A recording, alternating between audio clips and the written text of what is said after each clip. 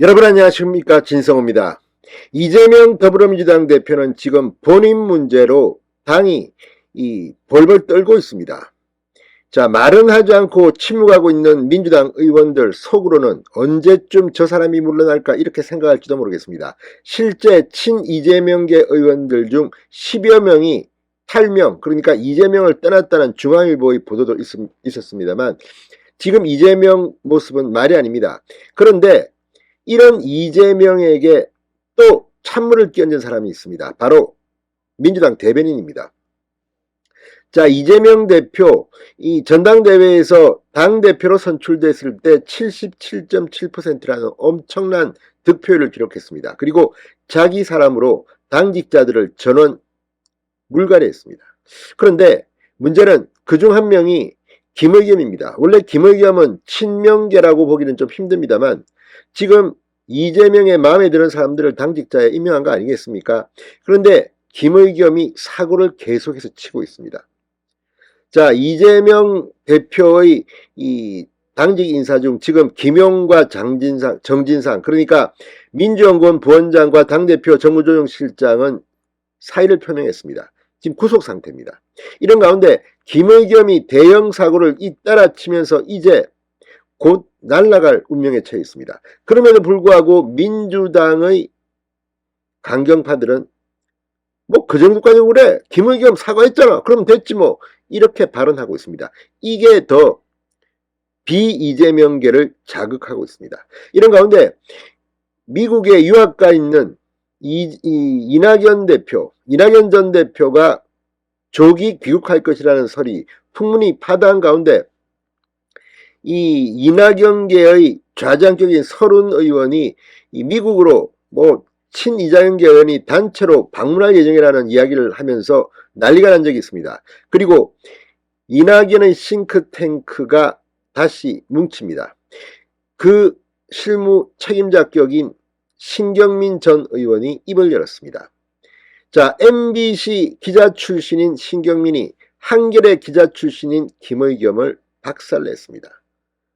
공개적으로 이 정도 발언을 하기도 쉽지 않을 겁니다. 자, CBS 라디오 김현정의 뉴스쇼에 나온 신 전 의원, 작심하고 김의겸을 잘근잘근 씹었습니다.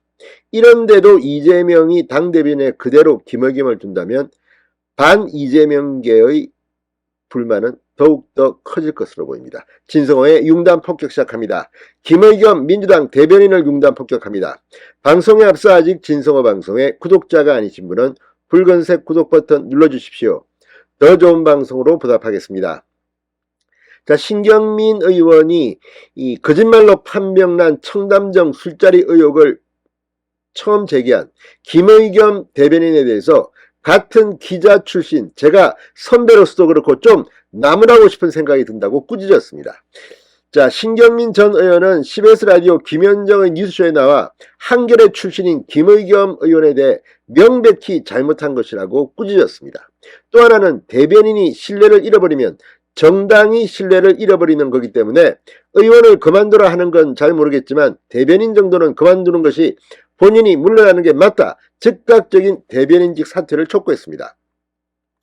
김의겸 의원이 유감을 표명하면서도 다시 그날로 되돌아간다고 해도 다시 같은 질문을 하지 않을 수 없다고 강변한 데 대해서는 사과는 원래 깨끗하게 하는 게 맞다. 단순하고 명료하게 하는 게 맞는데 어제도 보니까 사과의 조건이 많이 붙어 있더라고. 그것도라고 일침을 가했습니다. 그러면서 더 탐사의 제보를 받고 확인을 하지 않고 급작하게, 이게 좀 약간 선정적인 국감이다.